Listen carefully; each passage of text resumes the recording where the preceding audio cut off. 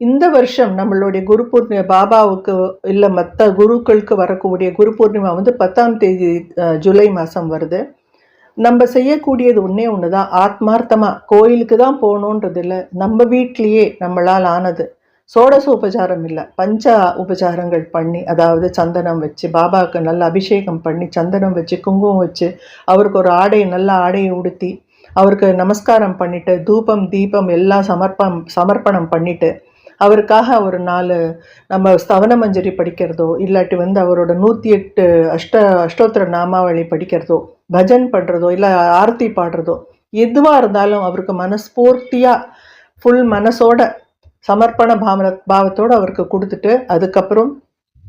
நம்ம வந்து இதை இன்னும் ஒரு படி மேலே எடுத்துன்னு போகலாம். அவருக்கு பிடித்தமான அன்னதானங்களை பண்ணி நம்ம சக்திக்கு ஏற்ப, அதுவும் தவிர வீட்டை வந்து சுத்தபத்தமாக வச்சுட்டு, வீட்டுக்கு யாரான்னு வந்தவங்களை வந்து சாய் தான் வந்திருக்காருன்ற அந்த பாவத்தோடு அவங்களுக்கும் சேவை செய்து, எங்கெல்லாம் சேவை தேவையோ அந்த இடத்துல நம்ம போய் நம்மளால் ஆன சிறு உதவிகளை நம்ம செய்து வரலாம். இதுதான் நம்ம குரு பூர்ணிமாவுக்கு